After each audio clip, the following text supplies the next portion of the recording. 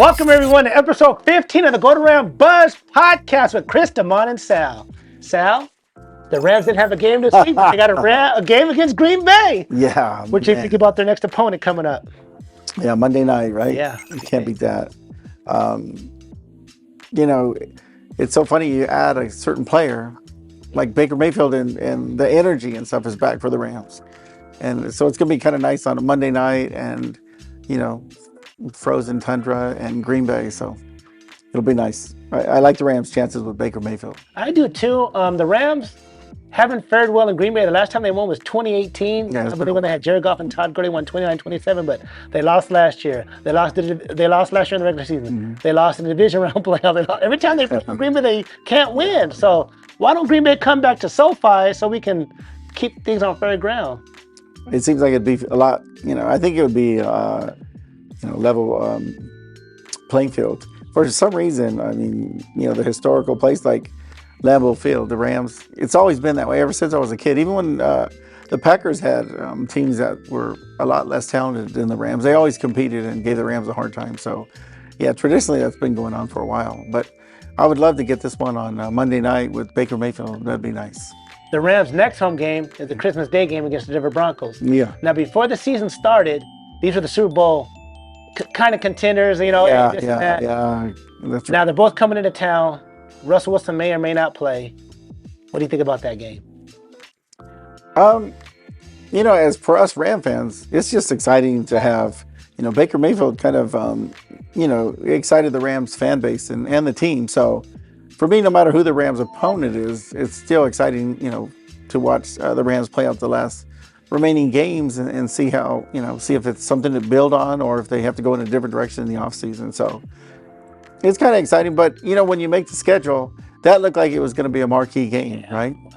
And I think I think the NFL and everybody was excited about that game, kind of feature Russell Wilson at SoFi Stadium, for the Denver Broncos. But of course, that didn't happen. But Baker Mayfield still, as a Rams fan, I'm excited to watch him play. Who's rooting for certain teams? So the two teams that are going to watch this game with vested interest, Detroit Lions and Seattle Seahawks. Yeah. Because Seattle Seahawks has Denver picked for the Russell Wilson trade. And then the Lions have the Rams for the Matthew Stafford pick. So if the Rams have a losing, they're going to have a losing record, but if they fall in the top 3 or 4, Detroit's going to get that pick no matter what. And then, Yeah. Seattle may get Denver's pick. Man, this is crazy. Whoever thought this would happen? Yeah, who would ever thought that at this point in the season that the Lions actually have a shot at the playoffs and the Rams, we have a slim, shot. But whoever would have thought that the Lions have a better shot at making the playoffs than the Rams? That's crazy. The Lions, Detroit Lions, are hot right now with Jared Goff, Amon-Ra St. Brown, a local product, and they just play. They fit the personality of their coach. They won like 6 of the last 7 games, and they should have beat Buffalo, and they should have beat the Eagles. So if you think about it, they've been competitive on every game this year. Yeah, I think the key is it's kind of reminds me a little bit of like when Vermeil took over the Rams in 1997. Where you play tough, but if you continue losing, it's really hard to keep the players engaged because although you're playing your heart out, but you lose. You have to start having some success. Once you start winning, then it's kind of contagious, and then everybody keeps playing. So, I think the Lions, they're a well-built team. Dan Campbell did a good job, and I think Jared Goff. I knew when the Rams traded him away, I said this will probably be the best experience for Goff because he, complete contrast in coaching styles with McVay and then Campbell. So it's almost like tough love with Dan Campbell, but. Jared Goff is responding, so yeah, it's working out for him. So that's kind of nice. I'm happy to see it. Goff did a lot for LA and for the Ram fans and all, but trades and releases and all that. It's all part of football. So business. I'm happy for Goff and but not when it comes to the Rams, of course. So did you watch this past weekend games? For instance, the Colts were beating the Vikings 33-0, 26-33. Yeah.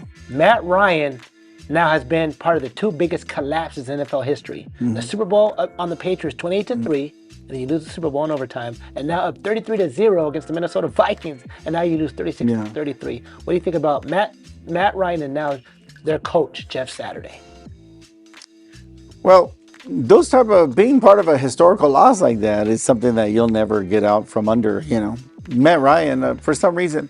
I mean, when a team is starting to come back, just run the football. You have to just run the football. That's what I'm saying. Yeah, I mean, you throw the ball and, you know, incomplete pass, you stop the clock. No, keep running the football if you don't know what you're doing. This is the second time he's done it. You're a veteran quarterback. Yeah. Say, let me just run the ball, get to you, take time off the clock. You know what I'm saying? Even if you take 10, 20, a minute off the clock. Yeah, let the clock run down and snap the ball, right? There's things you could do to run out the clock, but don't play into the hands of the defense. And that's what happened. I couldn't believe what I was watching. I thought I wanted the Vikings to win in this game because I wanted, you know, for my own personal reasons, you know, the Niners, I don't want to give them any love. So the Vikings would have lost. Yeah, I want the Vikings to have a better record. So, Yeah. you know, the 49ers, make them work for it, you know, make them go on the road. And also, that's what I was thinking. But it was kind of interesting when you saw them, you know, the Colts kind of just self-destruct.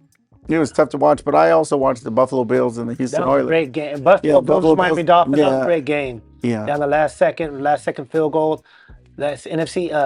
But I was also thinking, I was referring to when the you know, when the Buffalo Bills, when they came from behind, that they were losing in that game. It, you know, you see footage now, it seems so long ago, but that was you know, they overcame a 32-point, I think. Yeah, 1993, I believe. Yeah, versus Houston Oilers. Yeah, so it was I think it was a 32-point deficit. And so that was the biggest deficit that you know, a team has overcome, and then in this game it was 33-point deficit. So it kind of made it even worse, I think. But I like Matt Ryan, but for some reason I don't understand. Like I said, I would just run the football. What did you think about the Buffalo Bills Miami game? I was actually surprised. I thought Miami played a lot better than I thought they would, but you know, it's a heartbreaker to come down to a field goal and lose that way. But you know, Buffalo, they started off hot, and then they kind of went through some, you know, growing pains and all, and it seems like they're starting to play better. As we speak, they're the number one seed right now in the AFC. It goes Buffalo, KC. I believe the Bengals, and then it goes from there. Yeah, Bengals got right back into it again, didn't they? Yeah, the Lions beat the Jets 20-17. Like I mentioned earlier, the Lions have won 6 of the last 7 games and only 1 game out of the final playoff spot. Is that crazy? They're 1 game out of the final playoff spot, Sal. Yeah, it's gonna be. I think there'll be a lot of movement though these last, you know, 4 games. I think there'll be a lot of, you know, I think the way it looks now, it'll look different at the end of the season. The Cowboys going to Jacksonville lose 40-34. They're ahead 17 points, end up losing the game. The Jags are only 1 game behind Tennessee for the division lead. Yes. Do you think Tennessee's going to lose the division, Sal? They've been on a losing streak. Well, I mean, you know, and then of course they lose to Tennessee loses to the Chargers, right? It's hard to. I actually thought they were a good team, but they're just a one-dimensional team now. They don't have much of a passing game, and so now it's pretty much they're reduced to just Henry running the football. Getting exposed. It's hard to win games like that when you're one-dimensional, and also you can't fall behind. You got to score a lot of points. So. What do you think about the Patriots-Raiders ending? That was crazy. What was Jacoby Myers thinking? Mm-hmm. He's running the ball, gets it to, okay, the running back is running, it gets it to him, he throws it across the field to the court. What was the quarterback going to do? And then Chandler Jones intercepts it, scores a touchdown. What do you call that? The immaculate interception? Right, it didn't make sense. I mean, he threw the ball back to Mac Jones, right? The quarterback. Yeah, what was he going to do? He's the slowest player on the team. That I don't know. I know that I thought the press conference was kind of funny when they were talking to Belichick and they asked him, you know, why don't you just throw deep? And he's like, no, we didn't have the arm strength or something. I don't know if he's kidding. Yeah, I don't know if he's kidding or whatever, but, you know, I'm sure that was eating them up. Those Patriot fans were furious. Yeah. The Chargers, a dumb play like that just doesn't make sense. The Chargers beat Tennessee 17-14. No touch, like the last play, of course, Chargers, typical Charger game. Boring game, yeah. Boring game. They went 17-14. Now they're now in 6th place in for the playoffs. Yeah. They may make the playoffs. I'm not saying they're going to host a game at SoFi, but they may make the playoffs. That's tough to take, though, huh? Yeah. I mean, all this, you know, you look at the standings now, and then who would have ever thought, like, you know, we're talking about the Rams running it back, and then now to where, you know, injuries and other, you know, situations cause the Rams to be where they're at now. And then now the Lions and the Chargers could possibly make the playoffs, and we're on the outside looking in. Yeah, that's crazy. And now football is a crazy sport. The Bengals, the Tampa Bay the Bengals beat the Buccaneers 34-23. They dominated them. They're down 17. They came back in the second half and just destroyed them. Tom Brady has never lost 8 games in a year in his career. They're now 6-8, but they're first place in their division. That division is terrible. What is going on with that division, man? I think eventually the NFL will just go to the teams that will qualify for the playoffs will be the teams with the best record, not, regardless of what division they're in, because it's got to be fair. It's, for a team not to, have a winning record and to qualify for the playoffs, and that will happen. So, yeah, something's got to be done with that. That is crazy. Sal, who's your MVP right now? Is it Burrow, Hurts, Mahomes, or Allen? I actually, well, that's a good question. There's a lot of, they're all qualified, but I would probably say it's so early now, but I would say, I think Hurts is doing a good job. Jalen Hurts, yeah. I don't understand why he's not getting more attention. He's doing a lot of things that, the Eagles are kind of flying under the radar. Every team is going to struggle or have one of those games where somebody that you're supposed to blow out, is competing and actually almost beats you. So. And he's an afterthought. When he got drafted, he's a 5th round, I believe, draft. Yeah. Carson Wentz and People are like, why are they drafting Jalen Hurts? They already have a quarterback. See, one thing about the coaches, the players, the commerce that changed the organization. Yeah.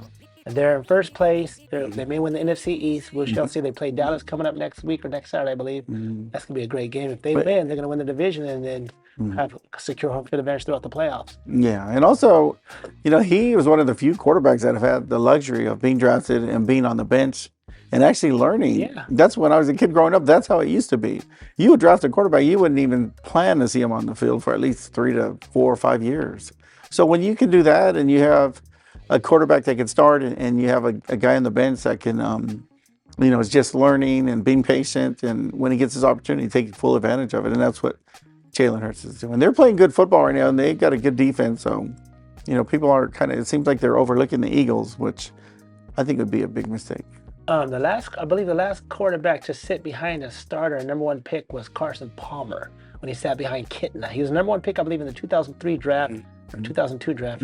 He sat the whole year and then he played the next year. But people don't do it. They just rush you nowadays. Okay, you play. I got a lot of money invested in you. You're going to have to play. You know what I'm saying? So. Yeah, and I think that's a problem because when you invest money, you have to get a quick return. You can't pay someone $30 million to sit on the bench, right? So when Trey Lance played, when he got drafted, did he sit behind Jimmy G for a year or no? No. Well, when they brought him in, I mean, their intent was to start him, Yeah. So they started him and then he got hurt, right? So the Niners actually are on their 3rd quarterback for this season. But I think when you bring in a quarterback like that, you have to bring him along slowly. It's unfair to, throw a guy into a lineup and expect him to do well. In the NFL, these defensive coordinators, they're so quick to, they're so far ahead of the curve. They'll figure you out really quickly. And I think that could happen to a lot of these young guys. So it's better just to teach them how to be a pro, The football knowledge is going to come. Now, there's Week 16 games. We got the Jags versus the Jets. Who do you have? Wow, I would go with the Jags. Jags are hot. Yeah, they're playing good ball. I like Trevor Lawrence. I've been a fan. He needed a good coaching. Yeah. Luckily, they got rid of, they got rid of the rookie coach his rookie coach before he did much damage to him. Because sometimes you keep the wrong coach and it could really, it could hurt his career. But, he's right on track now and they could score a lot of points, Jack scored a lot of points offensively, so yeah, they're exciting to watch. And I think right now they're getting hot. The Jets are they're starting to become the Jets again, We got the Seahawks versus the Chiefs. I'm going for the Chiefs, obviously, because if the Seattle loses, it helps the Rams out, even though the Rams are not officially eliminated from the playoffs yet. We're never out of it, right? We got you never know. Football is crazy. Anything can happen. I guarantee you, if the Rams got hot and won out, no team in the NFL would want to play the Rams. That's the best time to go in the playoffs. Yeah, definitely. We got the Giants versus the Vikings. That's going to be a crazy game. That's going to be a good game, but I think that scare really woke the Vikings up. I think the Vikings they'll approach games differently now. Eagles versus the Cowboys. Boy, that's going to be a big game, especially Jalen Hurts, but they have Minshew that could step in and either way, that's going to be a close game, but I still pick the Eagles to win that game. And then Washington plays the Niners. I think the Niners are gonna win. Like, that's going to be a great game. But, I don't think Washington can score enough points to compete with the 49ers. The 49ers, they score so quickly, and then their defense puts a lot of pressure on you. I mean, and once you get Bosa and the defense, getting after the quarterback, it's hard to try and get back in the game. So I would say the Niners win that game. And then the Raiders and the Steelers. It's the 50th anniversary of the Immaculate Reception. Do you remember seeing that as a kid, or? I remember watching it, but I didn't realize, how big of a play that was going to be. Right? It's history. When you look back, you realize that today that would have been a crazy play with all the cameras and stuff and all the reviews and stuff. They probably would have ruled it differently, I think. Who do you think wins that game? Boy, that Raider Pittsburgh Steeler rivalry was always like that. Even now it's still pretty much like that. But I would say Pittsburgh. I would say Pittsburgh. With that being said, that's episode 15 of the Go Around Buzz podcast. Big shout out to La Brea Bakery. Make sure you get your holiday needs. Go to labreabakery.com for all your holiday needs. Big shout out to Supreme Energy Drink. Yeah. Whose house? Rams. See you at SoFi. Christmas Day. Go Rams.